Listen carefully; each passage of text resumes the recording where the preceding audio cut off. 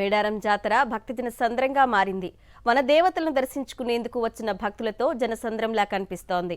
గద్దెలపై కొలువుదీరిన సమ్మక్క, సారాలమ్మ, పగిడిద్దరాజు, గోవిందరాజులకు ప్రత్యేక పూజలు చేస్తున్నారు.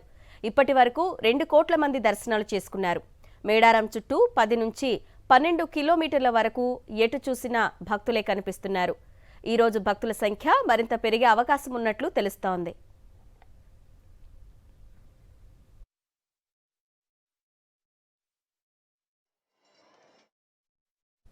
నిన్న మేడారం మహా జాతరలో ప్రధాన ఘట్టం పూర్తయింది. 4 వనదేవతలు గద్దెలపై కొలువుదీరారు.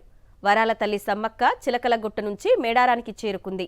బూరకొమ్ముల శబ్దాలు, డోలు వాయిద్యాలు, భక్తుల జయ జయ ధ్వానాల మధ్య గద్దెల వద్దకు అమ్మవారిని తీసుకొచ్చారు పూజారులు. సమ్మక్క ఆగమనం సమయంలో జిల్లా ఎస్పీ గౌరవ సూచకంగా గాలిలోకి కాల్పులు జరిపారు. ప్రత్యేక పూజల అనంతరం సమ్మక్కను గద్దెలపై ప్రతిష్ఠించారు.